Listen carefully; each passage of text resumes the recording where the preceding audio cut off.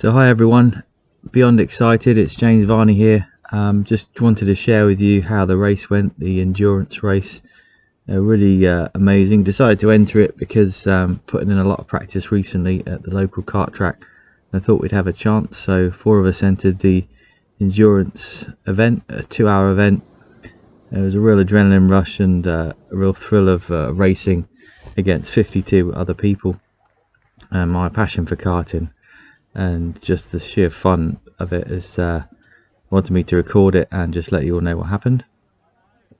For those who might not be familiar with endurance karting like this one, it's a 2-hour event, quite expensive, but obviously you pay per person. So the kart I think is about 210 for the kart, so that's shared with the 4 of you, and we brought together some of the better drivers in our friendship group to compete in the series. The teams themselves were arranged by the event organizer, so fairness was the order of the day to try and get the teams even as possible, and give everyone a chance to really enjoy it and try and win if they can, having fun whilst doing that, of course. Preparing for the race, I just did a few practice sessions at the local track. Just wanted to make sure I could get a low 28-second lap. My dad had been going to the gym trying to keep fit, and all of us had those involved in it had probably had a few goes at the track already. One of the lads in our team, Nick, hadn't been before, but he was really quick and had no problem at all. So putting in the training, we say training in inverted commas, that's just making sure you're not going to pass out after 10 minutes, because it's quite a physical thing to be karting. Even at this sort of basic level indoor karting, you still need to be fit. You're obviously going around the circuit. There's a lot of sort of jiggling around in the kart, a lot of concentration, a lot of mental focus.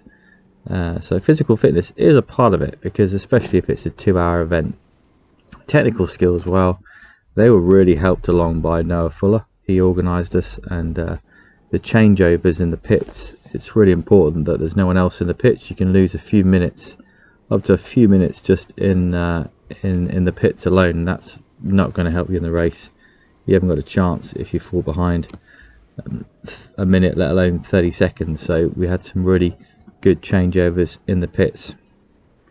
To do well in this race, I've been specifically trying to work on the hairpins, particularly the second and third hairpin. You can lose a lot of time on corner entry, so in some of the other videos you can see me trying to maximize the exit speed by getting a clean line, focusing on the apex and making sure when you're exiting the corner that your kart is as fast as it possibly can be. That really helped in the race, and that's probably the biggest part of my karting experience recently that's I've been given the most attention to. So we worked really well as a team. The 4 of us looked at our strengths and weaknesses briefly before the race, got to know each other, and then when the lights went out, we'd already decided that I'd go first, the first stint, then my dad, and then I think it was followed by I think after me was Tom Graham, and then Nick, and then we rotated again. I think Tom had another go, and then I did the last stint. One key moment that solidified our win was in the middle. Tom seemed to pull a gap of, I think, 2 laps.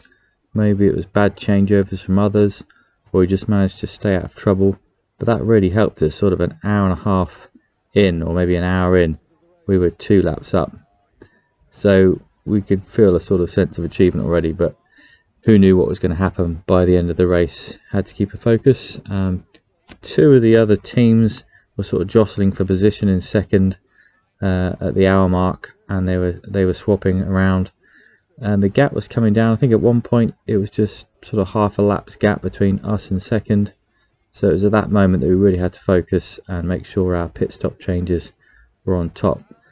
Just towards the end it looked like we were going to lose, because the marshals who said that you've got to make a minimum of 7 pit stops had recorded us down as only having 4. So with 20 minutes to go of the race, I was the last one out, and I could see this on his pit board, on the marshal's board. So I managed to tell Tom, who just came in, to check with Noah, our team manager, and Boff to make sure that they'd recorded all 7 of our pit stops. This was definitely our 7th change and final change. Looking back on the day, you can see how crucial it is that it's a well-organised team that you've got out there. Time runs so quick, the 2 hours went so fast. There's a lot of excitement, a lot of nerves. So you've really got to be focused on getting a good pit stop. If you ever do an endurance race like this, I'd really bear that in mind. Was it worth it? It was fantastic. Did we win?